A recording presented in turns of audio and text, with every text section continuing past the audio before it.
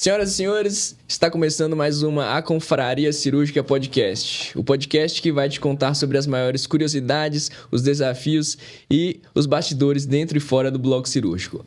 Eu sou André Fujioka, especialista em cirurgia do aparelho digestivo, e estou aqui com dois grandes amigos e cirurgiões, Dr. Lucas Calazans, especialista em cirurgia do aparelho digestivo. Tudo bem, cara? Tudo ótimo, bom dia, André. Estamos aqui para mais um episódio super interessante dentro, das doenças do aparelho digestivo, e eu acho que hoje vai ser muito bom. Estamos aqui também com o Dr. Caio Fontes, ele que é especialista em cirurgia geral. E aí, cara? Oi, gente. Oi, André. Oi, Lucas. Hoje a gente vai falar de um tema, acho que muito interessante para todos os nossos ouvintes, e contando com um convidado de gabarito hoje para falar. Pois é, hoje nós temos tendo a honra de receber mais uma vez ele que é médico especialista em endoscopia digestiva, mestre pela UFMG, doutor pela USP, membro da Sociedade de Endoscopia, membro da Sociedade Francesa de Endoscopia, um cara extremamente gabaritado. Eu já contei todo o currículo dele no episódio anterior que vocês vão assistir antes desse aqui. É muito prazer novamente receber aqui Dr. Rodrigo Rodrigues da Silva. Muito obrigado, turma. Meu currículo aí, eu sou amigo da turma da Confraria Cirúrgica, viu? É muito bom te receber aqui. Satisfação estar aqui com vocês. E hoje nós temos uma proposta de falar para vocês o que vocês precisam saber sobre colonoscopia. No episódio anterior, nós tratamos sobre endoscopia digestiva alta e agora endoscopia digestiva baixa, que é a colonoscopia. Vale ressaltar que nenhuma das informações e orientações que contarmos por aqui vão substituir uma consulta com um médico especialista. E aí, caras, o que nós vamos perguntar para o Dr. Rodrigo sobre colonoscopia? É um prazer receber o Dr. Rodrigo aqui mais uma vez. Está com esse episódio sobre a parte endoscópica do aparelho digestivo. A gente falou no episódio anterior sobre a endoscopia digestiva alta, que é a endoscopia do estômago, vamos assim dizer. E agora a gente vai falar sobre a endoscopia digestiva baixa, que é a colonoscopia, que ela faz a endoscopia do intestino grosso, reto e ânus. Dr. Rodrigo, o que é então, aproveitando que esse tema da colonoscopia ele está em alta, já que várias pessoas famosas tiveram a infelicidade de ter o diagnóstico de tumores aí da parte do intestino, reto e ânus, o que é a colonoscopia? Lucas, obrigado pela pergunta. Olha só, a colonoscopia a gente pode falar, eu acho que deixar a mensagem que é a ferramenta mais poderosa para a gente prevenir o câncer de intestino, né? Então, como você citou, ultimamente vários artistas aí, infelizmente, tiveram o câncer de intestino, né? E isso despertou na população uma grande procura, uma necessidade de realização do nosso exame, da colonoscopia. Então, a demanda, na grande maioria dos serviços de colonoscopia do nosso estado, aumentou recentemente em virtude dessa exposição na mídia, realmente, um aparente aumento da incidência, né, do aparecimento do câncer de intestino. E isso tem sido observado mesmo. É importante falar que o câncer de intestino ele está sendo mais frequentemente diagnosticado, inclusive em pacientes mais jovens, né? E a colonoscopia permite a prevenção desse câncer de intestino através do exame do intestino. A gente passa um endoscópio um pouco mais longo do que o endoscópio alto, né, daqueles aparelhos todos que a gente já comentou no episódio anterior. Ele é um pouco mais calibroso, um pouco mais longo, e a gente, através do ânus, examina todo o intestino até a parte final do intestino delgado.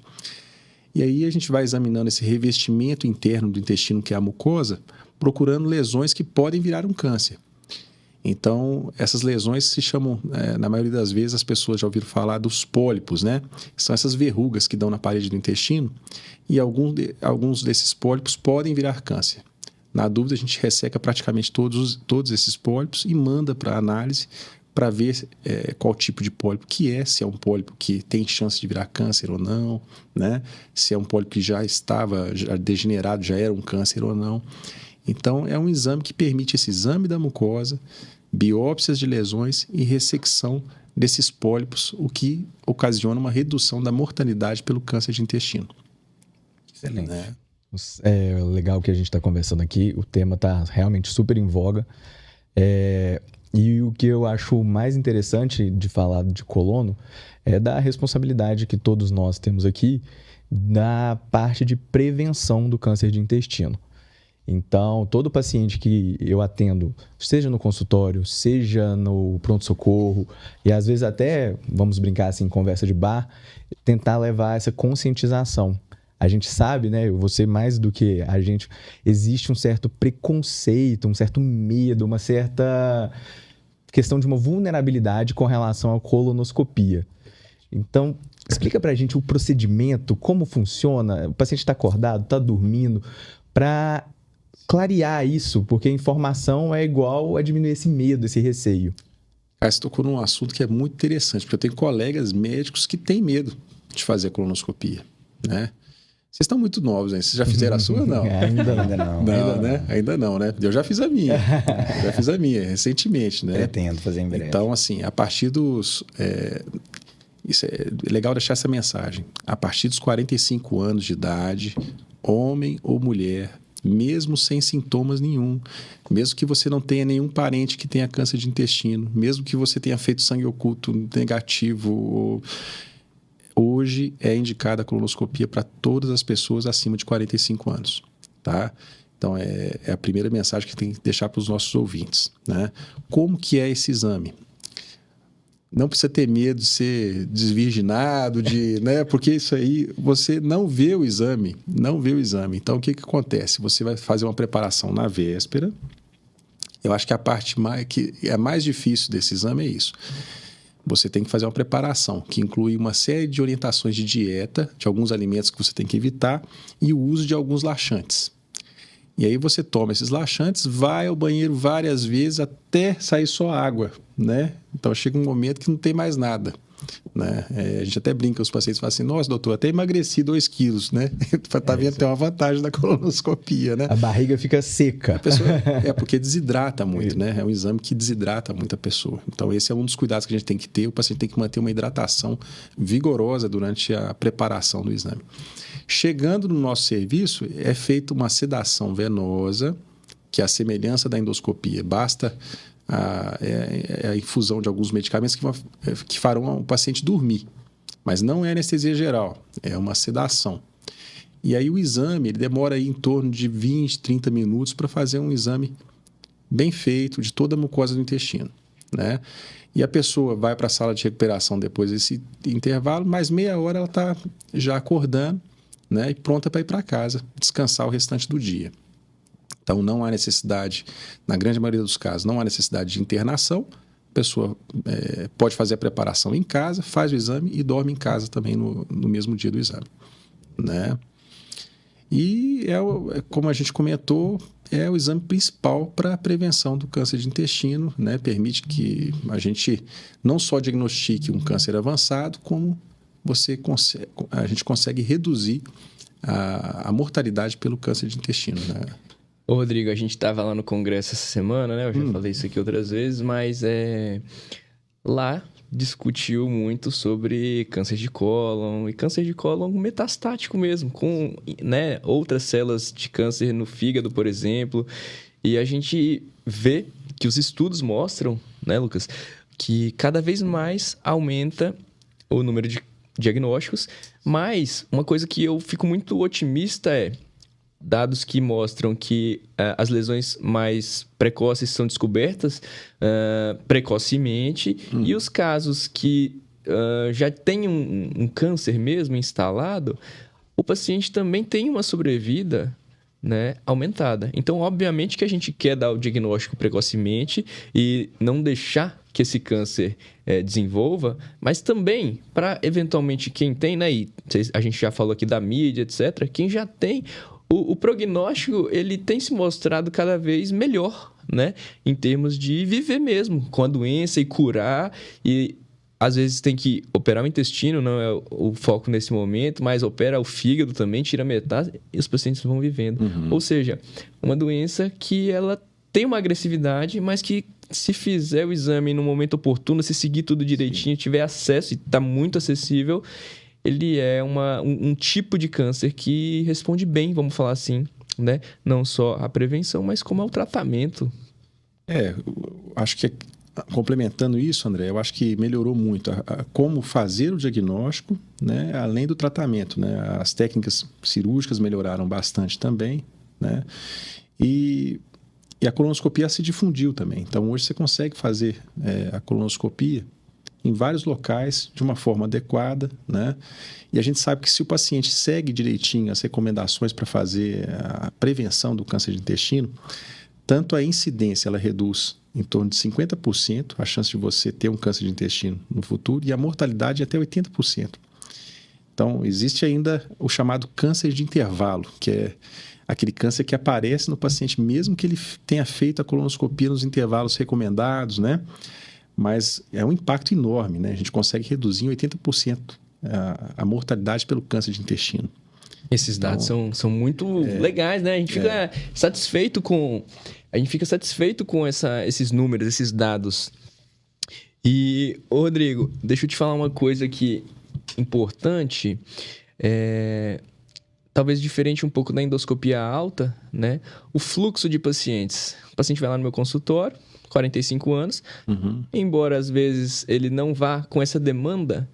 Eu oriento, eu converso, eu acho que tem que fazer, né? A gente tem que ter essa busca ativa mesmo. Fala assim, 47 anos, já fez colonoscopia? Não, nunca fiz. Então, eu acho que esse é o fluxo mais comum. Sim. E assim, eu não sei exatamente, eu queria saber, endoscopia digestiva alta, o paciente só chega com o pedido, já faz o exame, colonoscopia já faz o exame, eu vejo que alguns pacientes já chegam, já faz, a secretária passa o preparo. Vocês gostam de fazer uma consulta pré-colonoscopia? Me conta um pouquinho. Perfeito, André. Eu acho que a divulgação... Você tocou num tema muito bacana, porque eu recebo muito paciente, por exemplo, que vem da ginecologista. Muito paciente que vem do urologista. Né? Foi para uma consulta com o urologista e falou, você está prevenindo aqui o câncer de próstata, mas você já olhou o seu intestino? Então, o cirurgião tem que estar atento a isso também. Então, ele foi lá por um outro motivo, mas você já fez a sua prevenção do câncer de intestino? Porque, né? Então, é uma oportunidade única que a gente tem de beneficiar esse paciente. Né? E eu sinto que muitos colegas cirurgiões não têm ainda essa presença ali na consulta. Ele foca no tratamento, de repente, da vesícula, da hérnia e acaba esquecendo essa parte. Né? E é um dos cânceres mais frequentes que a gente tem. Né? Então, o paciente você pode estar salvando o paciente pedindo uma colonoscopia num paciente que tem 45 anos, passou na sua mão e você deixou de solicitar um exame. Então, é uma oportunidade que a gente tem que valorizar. Né?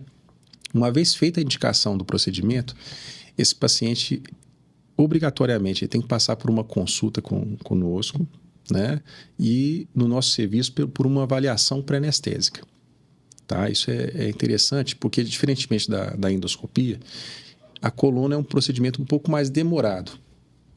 E muitas vezes os pacientes são mais idosos também. Então, é uma forma de minimizar complicações. É uma forma que a gente tem um pouco de filtrar aqueles pacientes que podem ter alguma complicação durante o ato anestésico, principalmente. Né?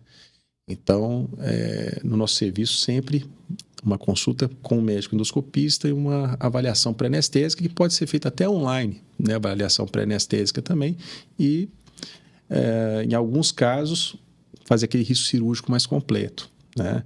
Antigamente era solicitado para todos os pacientes, a gente fazia eletrocardiograma, né? Uma revisão laboratorial extensa. Hoje a gente sabe que não há benefício, não há necessidade de fazer isso tudo, somente naqueles casos selecionados, paciente que tem alguma comorbidade, a gente tem que fazer todos os exames de sangue antes de fazer a sedação para colonoscopia. Na grande maioria das vezes, isso é dispensável. Tá? Legal. Rodrigo, interessante que, certamente, né, os equipamentos, a gente falou aqui agora há pouco, evoluíram muito. Tá? Além dos equipamentos, até mesmo da capacidade técnica dos médicos endoscopistas, esse refinamento técnico ao longo dos anos e tudo, a minha pergunta não é sobre isso. É exatamente sobre a parte que depende, vamos falar assim, do paciente. Teve uma evolução, uma melhora no preparo para o exame ou é o mesmo preparo de 15, 20 anos atrás? Lucas, essa pergunta é a pergunta de $1 milhão, né? Qual que é o preparo intestinal ideal? Né? Porque a gente tem que lembrar, assim, o preparo ele melhorou muito, ele mudou sim. Então, a primeira parte da resposta, ele não é o mesmo preparo de 20 anos atrás, não. Embora ainda seja utilizado, né, o medicamento mais utilizado, consagrado, é o polietileno glicol, é o PEG 4000, né? Então, certamente, os pacientes que já fizeram colonoscopia, que estão nos ouvindo, que fizeram há mais tempo, eles devem ter utilizado esse tipo de medicação. Funciona muito bem, é uma medicação muito segura, mas o volume que o paciente tem que ingerir de líquido é muito grande. Então, tem muito paciente que enjoa, vomita, né? E a limpeza que o PEG dá, ela não é ainda ideal. É aquele exame que o colonoscopista, a gente, quando entra no colo, fala assim, esse preparo não está ainda muito bom. Tem que lavar o intestino, tem que aspirar. E a gente quer ver lesões pequenas, a gente quer ver coisa pequenininha, lesões planas, né? Aquele pólipo bolinha, todo mundo acha. A gente quer ver lesão planinha, aquela lesão que quase ninguém vê, que vai muitas vezes vir um câncer, né? São lesões perigosas, podem ser lesões agressivas. Então, o que melhorou? Hoje a gente tem... Qual que é o nosso preparo habitual, né? Isso aí cada um tem uma receita, sabe, Lucas?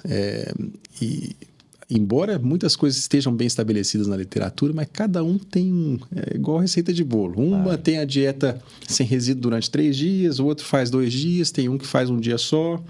Tem gente que acrescenta o lactopurga na véspera, tem gente que, embora eu não acrescento lactopurga, porque está bem demonstrado que dá muita cólica e não precisa, tá? Então, hoje em dia, eu não uso mais o lactopurga. Eu usei muitos anos, né? Mas tem colegas nossos que usam 3, 4 comprimidos de lactopurga e o preparo fica muito bom.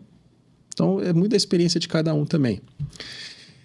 Eu gosto de utilizar o picosulfato de sódio, que é o Picoprep. Estou fazendo propaganda aqui na companhia cirúrgica da medicação, não tem nenhum problema. Eventualmente chega aí, né? Alguma coisa. Pedir um patrocínio aí. O patrocínio chega. Né, o pessoal do Picoprep aí pode patrocinar a turma aqui. Então, a gente usa... É bom falar o nome comercial, que é o que o paciente vai achar na farmácia, não tem problema nenhum. Então, eu gosto assim de passar 2 substâncias, porque elas vão agir de forma diferente. Então, às vezes, no paciente, um laxante pode funcionar melhor, o outro de uma outra forma, né? Então, eu gosto de fazer essa associação do picosulfato com a lactulose. Acho que funciona muito bem, sabe? Com esse preparo, assim, a chance de você perder um exame por preparo inadequado é mínima. Mínima, né? Eles falam que o aceitável é até 4%, a gente tem muito abaixo disso. A gente perdeu um exame por preparo inadequado, né? Mas é o que tem de novo, assim, hoje em dia. E são medicamentos que, inclusive, fora do Brasil, a lactulose não é muito utilizada. Aqui no Brasil, a gente usa muito manitol, que é uma medicação que é proscrita, né, fora do país, por um suposto risco de explosão do cólon, né? Isso é proibido nos Estados Unidos, na Europa, eles não usam o manitol, porque foi relatado isso, porque, na verdade, assim... É uma injustiça que fizeram com o manitol, porque existem relatos de explosão do cólon também com o PEG. Para os nossos ouvintes, assim, explicar o que é isso, né, da explosão do cólon, porque senão assusta todo o pessoal demais, né? Porque o que acontece? Quando o preparo não está bom, quando a limpeza do intestino não está boa, e aí durante uma colonoscopia você vai fazer, por exemplo, a retirada de um pólipo, e você usa uma alça ligada no cautério, tem ali a faísca, né? Se tiver gases inflamáveis no intestino, né, isso pode ocasionar realmente uma explosão ali local, né? E tem relato disso.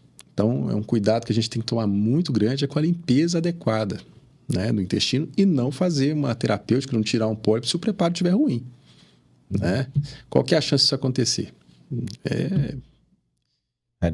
É muito, muito, muito raro, né? Mas é mais uma curiosidade aqui para que a gente está conversando aqui a respeito disso, né? Então, o manitol ele foi proscrito, ele é proibido nesses países por conta disso. Mas aqui no Brasil é utilizado há muitos anos de forma segura e é um excelente preparo, né? Grandes serviços aí utilizam o manitol como preparo de rotina, né? No nosso serviço, a gente utiliza o Picoprep e a lactulose como a preparação ideal. Ótimo. Rodrigo, frequentemente os pacientes me perguntam, doutor, eu posso fazer endoscopia digestiva alta e colonoscopia junto? Excelente. Qual que é a melhor resposta? Qual que é o indicado? Pode, excelente, não pode? O André, ele é bom mesmo. Bom, é por isso que ele fala, é por isso que ele faz a abertura. Excelente, André. Essa é uma pergunta também assim, muito frequente, né? E é uma coisa que se disseminou, né? O paciente, já que eu vou fazer a colonoscopia, eu não posso fazer a endoscopia, né? Na minha opinião, Deve fazer junto. É claro, assim, se o paciente tem uma endoscopia recente, não há necessidade de repetir, né? Mas qual que é uma das complicações do preparo da colonoscopia? É a aspiração. Então, o paciente, eu dei para ele vários litros de líquido para ele beber, né? Ele tomou vários litros a madrugada inteira para limpar o intestino, né? E pode ter ficado ali uma quantidade grande de líquido no estômago desse paciente. E aí, quando eu estou fazendo a colonoscopia, se esse líquido volta para o pulmão, pode dar o que a gente chama de aspiração. Então, a pessoa aspira, né? Essa é uma complicação raríssima também. Senão fica parecendo para os ouvintes aí que só tem complicação. Que é perigoso, né? Que é perigoso. Não é. Isso é muito, muito raro de acontecer. Pneumonia, né? E dá uma pneumonia, né? Então, quando a gente faz a endoscopia junto, eu tiro esse risco, porque aí eu entro, primeiro faço a endoscopia, aspiro o estômago todo, já examino ali, faço a prevenção do câncer do estômago, né? Câncer de esôfago, a gente já examina bem, e depois a gente parte para a colonoscopia. E aí eu não tenho mais esse risco de aspiração. O anestesista fica feliz porque fica tranquilo que o paciente não vai ter nenhum risco de aspiração traqueobrônquica. Então, eu acho ótimo fazer os dois exames juntos, né? E realmente, assim, é um dia a menos que a pessoa vai perder de trabalho. O acompanhante também, ele vai um dia só para fazer os dois exames, ele não precisa ficar repetindo. Uma anestesia só, né? Um processo de sedação anestésica é o mesmo para os dois procedimentos. A mesma sedação, aumenta ali 10 minutos no tempo de sedação e você faz os dois exames, né? Já... Porque a gente sabe na vida corrida hoje, né? Como é que... É muito difícil separar, deixar de trabalhar um dia, arrumar um acompanhante, né? Para ir lá fazer uma endoscopia. Então... Eu sou defensor do que a gente fala, fazer os dois do procedimento combinado. Legal, ótima resposta. Isso daí mostrar para as pessoas, é um incentivo, é uma oportunidade. É uma muito oportunidade bom. de prevenção. Uma oportunidade de prevenção. Eu acho que a gente vai falar que a gente está alinhado muito, né, da palavra prevenção, e que eu acho que é o carro-chefe quando a gente está falando de colonoscopia. Uma questão que eu sempre levanto, tanto no pronto-socorro quanto no consultório para os pacientes, é não só dessa parte de prevenção, mas que às vezes a gente vai indicar a colonoscopia baseado numa queixa. Às vezes o paciente chega para a gente com uma história de um sangramento, evacuou e viu sangue, e isso a gente pensa muito, né, na possibilidade de câncer, mas existem outras doenças ali do trato intestinal que podem associar a sangramento, né? Igual tem o divertículo e tudo. E o exame funciona para isso tudo, né? Cai, perfeito. Porque o paciente, ele muitas vezes tem um sangramento, aí ele fala assim, não, é só hemorroida. Estou só com uma hemorroida, isso aqui não é nada não. E vai levando. E sangra mais uma vez e acha que não é nada e deixa passar, né? Então é muito importante conscientizar a população que ao menor sinal, né, de sangramento, alteração do hábito intestinal, o paciente está emagrecendo e não sabe a causa, o paciente tem uma anemia e não sabe a causa, né? Isso pode ser câncer de intestino. Então tem que procurar o médico para ver isso. E na maioria das vezes o médico ele vai fazer o exame local, mesmo que o paciente tenha uma hemorroida, que é a principal causa de sangramento, ele vai solicitar uma colonoscopia para ter certeza que não tem um tumor para cima, né? Que o sangramento não é causado pela hemorroida. Porque é triste, muitas vezes você vê um paciente que ficou ali meses, perde meses, né, de diagnóstico de um câncer de intestino, podia ter sido tratado anteriormente, né? Então, não minimizar essa queixa. É muito importante, se você, mesmo que tenha hemorroida, tem um diagnóstico de fissura, né? A gente teve pacientes recentemente, por ser jovem, não foi solicitada a colonoscopia. E aí, quando a gente fez a colono, já é uma lesão muito avançada, né? Talvez se tivesse feito o diagnóstico antes, poderia ter se tratado até... Quando sangra, costuma ser uma lesão já avançada, né? Esse que é o problema. O câncer de intestino, quando ele dá sintoma, já é uma lesão que está maior, já fora assim, do tratamento endoscópico, acaba sendo um tratamento cirúrgico, né?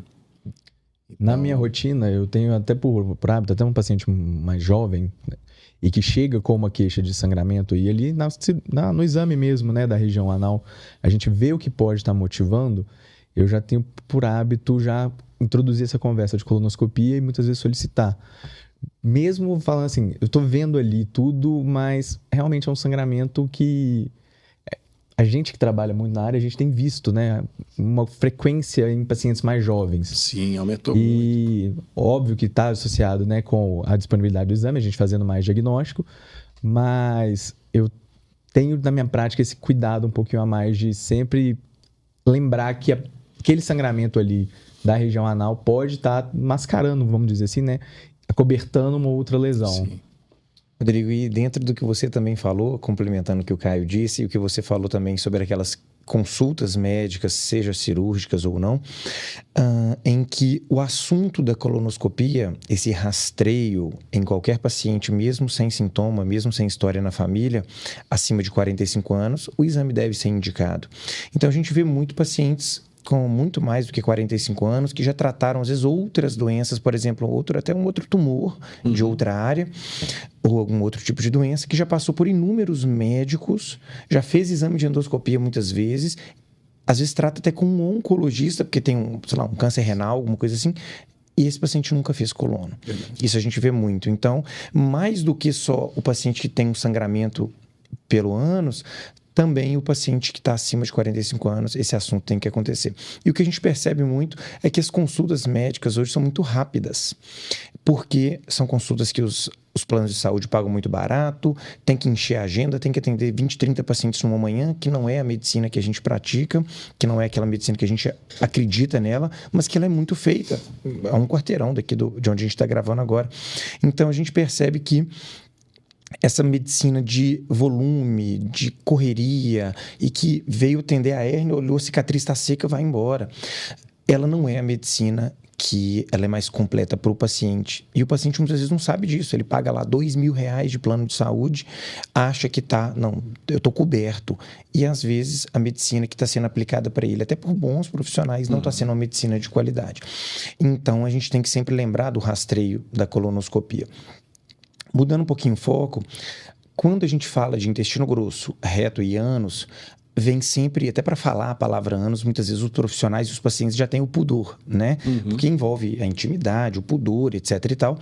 E por isso o paciente tem muito pudor na hora de aceitar fazer o exame. Muitas vezes, quando a gente vai examinar a região do ânus do paciente, seja no consultório, alguma coisa assim, o paciente fica muito constrangido. Às vezes, quando termina o exame, ele nem está constrangido mais, porque viu que foi uma coisa habitual para o profissional. E dentro da colonoscopia, isso é um pouquinho diferente, não na parte da indicação, porque gera o pudor mesmo, mas durante o exame, o paciente ele tem que saber que ele vai ser sedado antes. Então, ele vai dormir, não vai participar do exame, você vai fazer uma avaliação ali local, vai introduzir o aparelho, a câmera, né, do endoscópio, da colonoscopia, fazer o exame completo, que ele fez o preparo antes para que você não suje o aparelho e consiga ver toda a superfície do intestino por dentro. Então, ele não vê alguém, ele não sente um incômodo por estar sendo examinado pelo ânus. E isso é muito bom. E os pacientes muitas vezes fazem, doutor, o ruim foi o preparo. E muitas vezes aquele preparo que foi um volume grande de líquido, muita defecação no próprio banheiro, na própria casa, sem estar doente, o que é diferente quando você come alguma coisa estragada e tem uma diarreia, você tem muita diarreia, mal-estar, febre, vômito, é diferente do preparo da colonoscopia. Então, acaba que outras situações que a gente vive no dia a dia são muito mais desconfortáveis do que o exame. E o que você fala sobre isso? Lucas, a preparação melhorou muito, né? E como eu disse para vocês, eu fiz meu exame, eu vivenciei isso. Então, assim... Ficou do outro lado, né?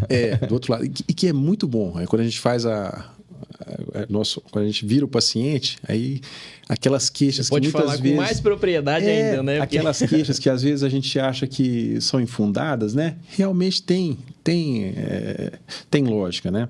Então, por exemplo, eu uso o Picoprep na véspera. O Picoprep é muito bom. É muito bom porque é um copo só de 200 ml, a pessoa toma aquilo ali e em 1h30 começa a fazer o efeito.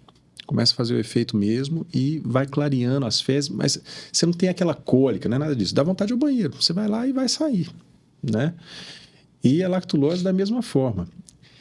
E o que você tem que fazer? É hidratação. Se o paciente fizer hidratação na véspera, ele reduz drasticamente a chance de ele ter algum tipo de desconforto, tá? Porque o que acontece?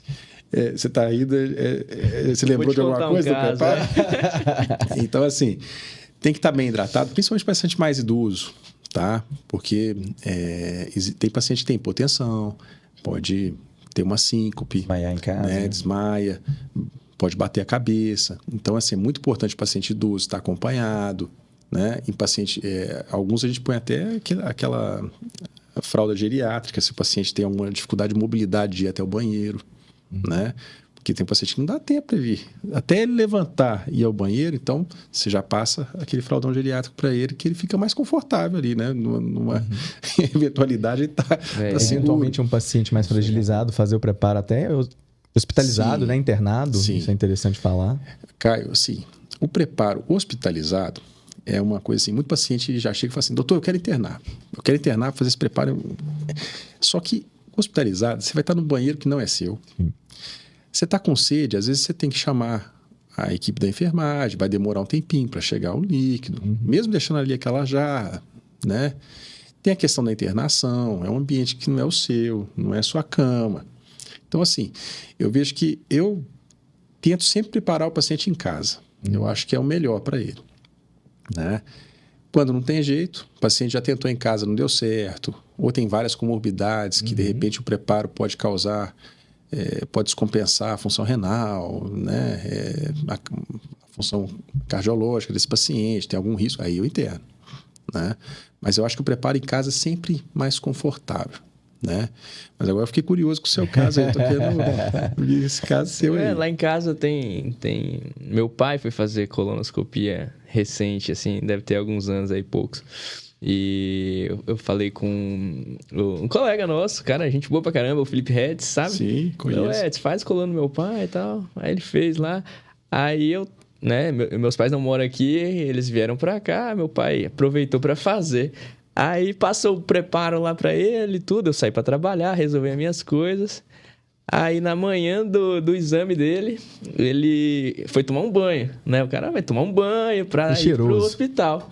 Aí, cara, o cara tomou um banho quente lá, eu acho, e ele fez uma hipotensão, meio que deu uma baqueada lá no banheiro. Minha mãe me ligou desesperada, André, não sei o quê. Eu falei, o que tá acontecendo? Eu falei, não, calma, vamos lá e tudo. Foi super engraçado. E minha mãe, assim, é uma pessoa... Uma figura. É uma figuraça. E aí me ligou aquela coisa, eu falei, ô pai, você também, hein? Isso é muito importante, André, porque tem paciente que cai e machuca. Machuca, né? E aí você vai assim, você já tá fazendo preparo, tá um pouco desidratado, toma um banho quente, aí dá aquela relaxada, aquela vasodilatada, às vezes dá uma hipotensão mesmo, Mas né? é o que você estava falando, a importância de enquanto tá fazendo o preparo, uma hidratação sempre adequada, né? Sim, isso a gente reforça muito, né? Então, porque às vezes a pessoa tá tomando já ali aquela jarra de 1 litro, fala assim, já tô tomando muito líquido. Não, mas aquilo ali que você tomou, você vai perder mais do que aquilo ali. Né? Então, além daquilo ali, você tem que estimular a hidratação do paciente após terminar o preparo.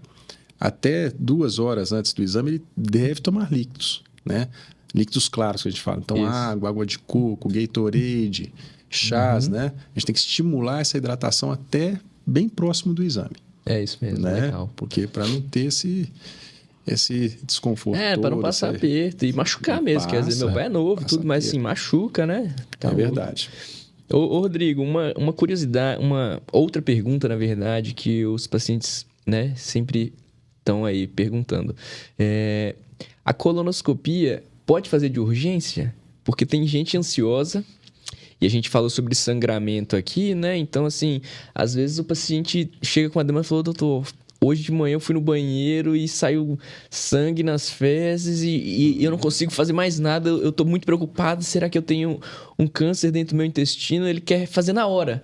Eu falo assim, não, calma, vamos lá e tudo, explico tudo, né? Mas você como especialista na área, eu queria entender, pode fazer colonoscopia de urgência, vamos falar assim? André, embora o sangue seja considerado catártico, né? Então, assim, a presença do sangue já também estimula a limpeza do intestino, né? A gente sempre faz uma preparação antes. O exame com o paciente preparado, ele tem a qualidade melhor, né? Então, se você entra num intestino que está cheio de sangue, a chance de eu achar... pode ser que eu não veja as lesões, né? Então, por exemplo, um tumor muito grande que está sangrando, eu vou encontrar, né? Agora, se for uma angiodisplasia, uma lesãozinha plana lá do colo direito, que sangrou, tal, pode ser que eu não encontre, né? Um divertículo que sangrou, para eu olhar cada divertículo e tal, aí eu vou entrar, tá cheio de coágulo naqueles ósseos diverticulares ali, você não vai... Cheio de fezes, né? Cheio de fezes, né? Por mais que tenha eliminado as fezes, porque a pessoa sangrou, aí normalmente vai ao banheiro várias vezes, né? Então, sempre a gente faz uma preparação como se fosse um procedimento eletivo mesmo. Existem situações que o paciente está muito grave no CTI e que aí a gente pode fazer o que a gente chama de preparo expresso, que toma uma quantidade grande de laxante em 4 horas e a gente entra logo após essas 4 horas, né? E já melhora muito. E fazer clister, fazer só lavagem, adianta? O clister você consegue limpar somente o lado esquerdo do intestino, o lado direito eu não consigo, por mais que você faça clister. Então, o clister ele é um adjuvante. Então, se a gente não conseguiu limpar bem, fez um exame, não conseguiu, vai fazer uma segunda tentativa de exame, aí você pode adicionar o clister. A gente não adiciona de rotina, mas pode ajudar em casos selecionados também. Mas, respondendo a sua pergunta, sempre com preparo. A gente não faz esse exame entrando assim no meio do sangue para tentar ver alguma coisa, eu acho que não vale a pena. Então, sempre que o paciente tolerar, fazer a preparação convencional. Perfeito, legal. Via de regra, um exame eletivo, né? Existem aquelas condições, por exemplo, no vulvo, né, de sigmoide. Certo. Então, o que é isso? A parte do intestino dá um nó, né? Nó nas tripas. É o nó nas tripas, né?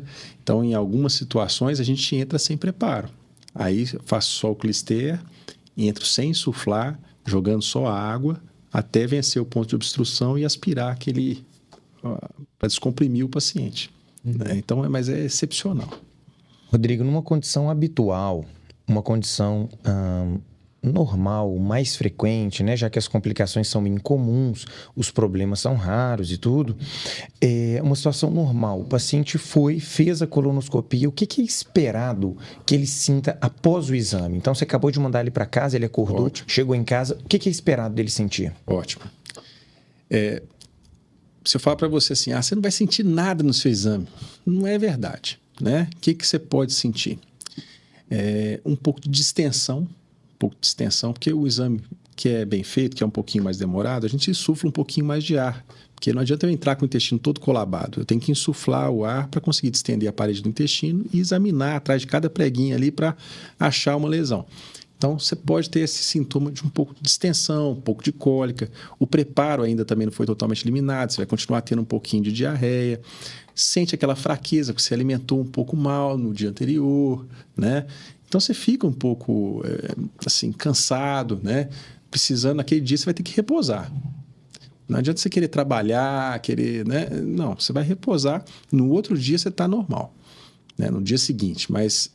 acho que a principal queixa seria essa. Assim, tem alguns pacientes, por exemplo, pode sentir um pouco de dor de cabeça, porque ficou em jejum muito tempo, jejum prolongado, né? Essas são as queixas mais frequentes. E se ultrapassar, então, esse estufamento abdominal, essa distensão, esse estufamento, o orientado, se tiver dor, mal-estar, o orientado ele voltar, procurar o pronto-socorro. Perfeito. Que aí a gente começa a entrar na parte das complicações do exame, né? Então, se o paciente começa a sentir dor intensa, ele tem que voltar ao pronto-socorro para a gente reavaliar. Perfeito. Agora, a gente tem hoje, no serviço que a gente trabalha, acho que é legal de falar isso, hoje a gente não insufla mais ar, o ar ambiente, porque antes a gente insuflava o ar ambiente, hoje é uma bombinha de CO2. Então, o CO2 ele é reabsorvido muito mais rapidamente, né? E realmente reduz a dor no pós-procedimento. Os pacientes queixam cada vez menos desse tipo de sintoma, sabe? Porque a gente, usando CO2, é raro você ter um paciente que queixa de dor, né? Isso é bem perceptível, assim, né? E o paciente que sente uma dor mais intensa, a gente tem que pensar nas complicações relacionadas à colonoscopia, que são raras, muito raras, mas podem acontecer, né? Perfeito. Antes que a gente vai entrar nesse ponto de complicação, mas no episódio de endoscopia digestiva alta, a gente falou muito sobre a possibilidade de fazer exame em clínica, em hospital, que realmente clínicas estruturadas não, né, para exames selecionados são mais que capacitadas, e a gente conversa da colono e tanto na mítica do paciente, né, que é um exame muito invasivo, quanto pelas próprias indicações que a gente vai falar de ressecção de pólipo e outras abordagens que entram dentro da colono, dá para fazer colono em clínica? Perfeito, Caio. Dá sim. Dá para fazer colonoscopia em clínica e muito bem feita, né? Hoje, Belo Horizonte tem excelentes clínicas, muito bem montadas, com aparelhagem de primeira também, que são capazes de fazer a colonoscopia muito bem feita. Eu não faço terapêuticas em clínica. Eu acho que não gosto. Não, eu prefiro fazer em hospital. Né? É a opinião minha. Sim. Eu sei que tem colegas muito competentes que fazem terapêutica em clínica. Tudo bem, porque normalmente ele tem também ali, se tiver uma complicação, ele consegue levar o paciente para o hospital, né? Mas explica pra gente o que você está querendo dizer como terapêutico, Rodrigo, só para não ficar gerar dúvida. Você fez uma colonoscopia e aí foi encontrado um grande pólipo. Um pólipo que precisa ser retirado. Como é que a gente retira isso por colonoscopia? Eu tenho que passar uma alça ao redor desse pólipo, utilizar um cautério, a gente vem cauterizando, queimando a base do pólipo para tirar essa lesão. Quando você faz isso, existe um risco pequeno, mas existe, de perfuração do intestino. Por quê? Porque você abraça a parede do pólipo e pode pegar ali a camada muscular do intestino e aí causar uma pequena perfuração. Quando isso acontece, o endoscopista ele tem recurso de tratamento dessa perfuração também. Tem como fechar com clipe, né? Mas é diferente de vocês, que vocês conseguem pegar ali e dar um ponto. Conseguem dar um ponto ali e resolver o problema. O endoscopista, para fazer isso, é mais difícil. Ele vai com clipes muito pequenos, tentar aproximar a borda e tal. Isso pode gerar um acúmulo de gás muito grande no abdômen, que a gente fala que é o pneu peritônio, né? Então, assim, é o tipo de situação que é muito estressante no ambiente de clínica, porque você pode precisar entubar o paciente, pode precisar de uma vaga de CTI, pode precisar de um bloco cirúrgico de urgência. Um bloco cirúrgico, né? Vai precisar ficar internado, aí você vai ter que transferir esse paciente para um hospital. Então, esse tipo de procedimento eu gosto de fazer no hospital, porque se acontece alguma coisa, a gente já está ali dentro, é mais fácil encontrar um cirurgião disponível para resolver a situação, né? Então, o exame diagnóstico em clínica, apoio totalmente. Os exames terapêuticos mais complexos, né? Eu acho que a tendência dos endoscopistas é levar para o ambiente hospitalar. Isso é legal. Lembrar os pacientes que a gente faz tudo para prevenir e para evitar complicações, né? Para minimizar os riscos de tudo isso. Isso que é o barato, né? A grande questão, né? Que a gente quer proporcionar. Prevenir e minimizar os riscos. Né? Perfeitamente, André. Isso aí reforçando que é um procedimento muito seguro. Isso. Mesmo para retirada dos pólipos, isso é muito seguro também, né? Lesões complexas são muito grandes, aí essas sim tem um risco maior e normalmente o endoscopista ele não faz no primeiro ato. Ele, quando faz o diagnóstico disso, ele vai conversar primeiro com o paciente, explicar o risco, conversar com a família. Se prepara. Aí já vai conversar com o cirurgião, vai conversar com vocês, falar, você está aí por perto aí, né? Fica aqui, hoje você está no hospital, porque se eu tiver uma complicação, eu tenho que acionar vocês. Né? E isso é legal também, né? Acaba que, como chega pra gente essas complicações, né? Que pelas estatísticas são infrequentes, né? Salientar isso o tempo inteiro aqui. Chega pra gente essas complicações, quando elas são em um tempo oportuno, naquele preparo do colo, né? Tá tudo tranquilo, a gente consegue muitas vezes solucionar essas complicações por laparoscopia, né? Por vídeo, de forma sem precisar fazer ressecção, tirar pedaço de intestino. E isso tudo está dentro desse planejamento que o endoscopista vai ter previamente quando se depara com uma lesão com um potencial maior de complicação, né? Hoje a cirurgia laparoscópica também para vocês hoje é uma coisa muito simples, né? Assim, é impressionante que... É habitual, né? Então vocês fazem isso muito bem, né? Então, é curioso, né? Porque eu acompanhei na minha época de residência, a laparoscopia em Minas Gerais era uma coisa assim... Fazer uma cirurgia, uma renioplastia tal por vídeo era uma coisa de outro mundo, ninguém fazia, né? Aquela uma colestectomia por vídeo, né? Hoje vocês resolvem tudo por vídeo, né? Isso é muito bom. E mesmo na complicação da endoscopia, vocês conseguem resolver de uma forma menos invasiva também, né? Então isso é muito legal. Excelente, né? Eu acho que vocês têm alguma questão mais para abordar? Eu acho que a gente foi bem, né? Você tem alguma consideração específica? Eu acho que não. Está chegando ao fim mais uma Confraria Cirúrgica Podcast. Foi um prazer ter vocês aqui conosco. Se vocês gostaram, compartilhem, curtam. Mandem dicas de temas que vocês gostariam que nós abordássemos por aqui. Dr. Rodrigo Roda, manda para o pessoal, para os pacientes, para eventuais estudantes e residentes, umas mensagens finais sobre o nosso tema. Bom, finalizar agradecendo mais uma vez vocês pelo convite. É um prazer estar aqui, né? Tenho acompanhado o trabalho que vocês têm feito aí da Confraria Cirúrgica e sempre episódios muito interessantes, né? E para mim é uma experiência completamente diferente. Gostei, se precisar eu volto, né? E a mensagem que eu quero deixar, acho que é reforçar, né, da colonoscopia. Então, se você tem mais do que 45 anos, você deve fazer o seu exame, né? Não há razão de ter medo, né? Não precisa ter medo, é um exame que hoje é muito seguro, tá? Então, mesmo na ausência de sintoma, se você não tem nenhum parente, não está evacuando sangue, faça a sua colonoscopia.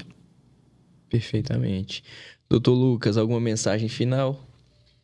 Gostei muito das informações que o Rodrigo passou para a gente. Acho que os pacientes vão conseguir colher bastante informação, bastante conteúdo aqui hoje.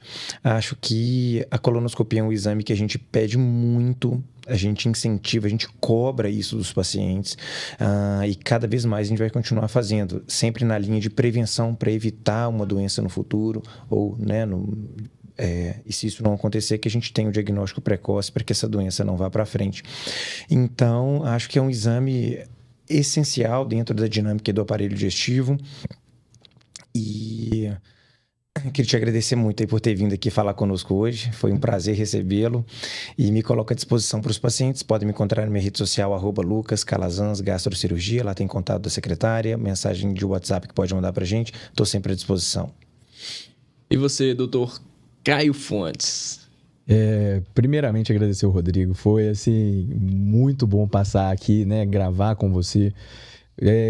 Uma conversa muito leve, mas cheia de informação muito precisa. Isso eu acho que é o mais importante e é um dos grandes focos desse nosso projeto. Sobre a colonoscopia, o que eu vejo é a importância da prevenção. A gente está falando realmente de um exame que está cada dia mais disponível, com o que o Rodrigo falou, que muito com riscos mínimos e com benefícios que a gente não consegue nem mensurar. Diminuição de morbimortalidade e prevenção do câncer de intestino. Sobre a importância dessa prevenção. Acho que o foco desse episódio é isso. Agradecer a todos que nos assistiram. Falar que podem me encontrar no meu Instagram, @CaioBFontes. Lá tem informação, lá tem cortes, lá tem uma série de questões sobre cirurgia, sobre outros temas. E agradecer a turma por essa bate-papo que a gente teve aqui hoje. Muito legal. Rodrigo, realmente eu fico muito satisfeito, feliz de ter você como quase que assim, uma referência mesmo na área da endoscopia. A gente conta muito, nossa interação tem que ser bastante próxima mesmo, e é muito legal trazer sua experiência, sua expertise e contar para os pacientes. Hoje, nesse episódio especificamente sobre colonoscopia, que é um tema muito importante realmente, né? A gente podia ficar muito tempo falando aqui sobre vários detalhes, mas eu acho que a mensagem principal é essa. Deve fazer o rastreio, dá para curar, né, de câncer de intestino, isso daí via colonoscopia. Um prazer enorme, realmente, eu fico muito feliz. Você é uma pessoa muito educada, um estudioso, um expert na área. E para vocês, vocês podem me achar lá no Instagram, no @AndréFugioka. Eu acho que hoje nós ficamos por aqui. Tchau, até logo, um abraço. Muito bom, viu, Rodrigo? Obrigado.